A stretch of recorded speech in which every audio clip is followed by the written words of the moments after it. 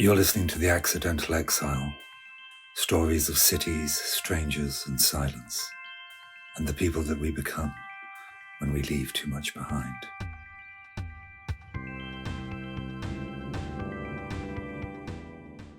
The old songs. Shanghai. It's Christmas Eve. The air is beginning to taste of snow. I wander down to the river to mingle with the crowds.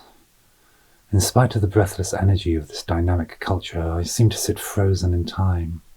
An endless stream of beautiful faces moving past me in slow motion, and although they wear the surface sheen of the modern world, the light in their eyes, the gait of their walk, the warmth of their smiles, transports us down through all the years of their history.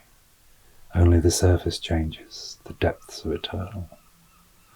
In the modern world, we find that places tend to look the same on arrival.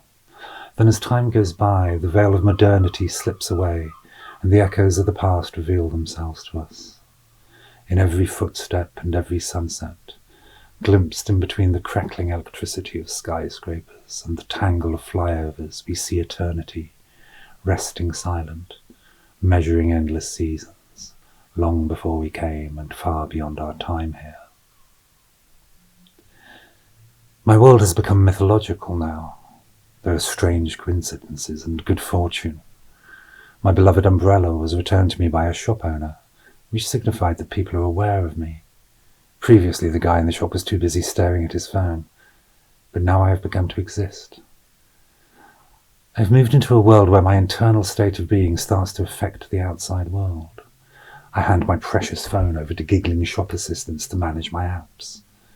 The once sterile and empty plaza where I live now has a small family festival, and despite the towering blocks that surround us, it feels small and human scale. The theme of the festival is Alice in Wonderland, a book written just a few miles away from where I was born in Oxfordshire. Its symbolism could not be more ironic. I went down that rabbit hole into a bewildering topsy-turvy world, but now my culture has followed and joined me here. That eternal child within me is smiling just now. The shopping malls, those grand follies that were anathema to me, have now begun to feel familiar and friendly. The future shock comes when I realise that I've started to like it. I dare to ask myself if I might even prefer it at times. I walk along the riverfront, divided into courtyards and gardens with verdant bushes and overhanging trees. There are gatherings of people, old and young, engaged in some form of country dancing. I am mesmerised by the comfort that this provokes in me as I watch the ladies pirouette. I am drawn by the sound of live music to find a crowd of elderly people singing in unison. I join the throng and watch in admiration as they sing along with a band playing strange instruments that I couldn't put a name to.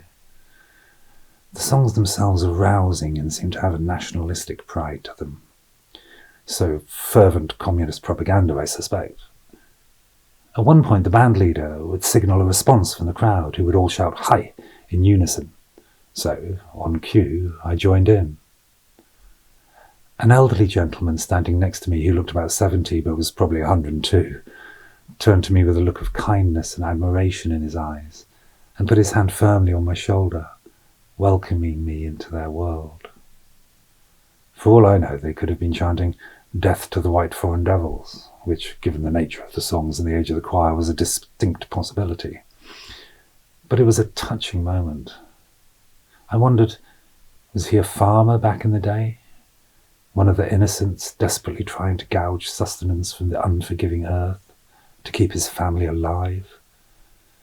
Or was he one of the people who had their finger on the trigger? But he survived, and here we are, standing side by side, the cold air forming clouds from our breath as we sing. The Accidental Exile is written and read by me, Finlay. If this story spoke to you, subscribe, find more on YouTube and Patreon, and let's keep the conversation unfinished.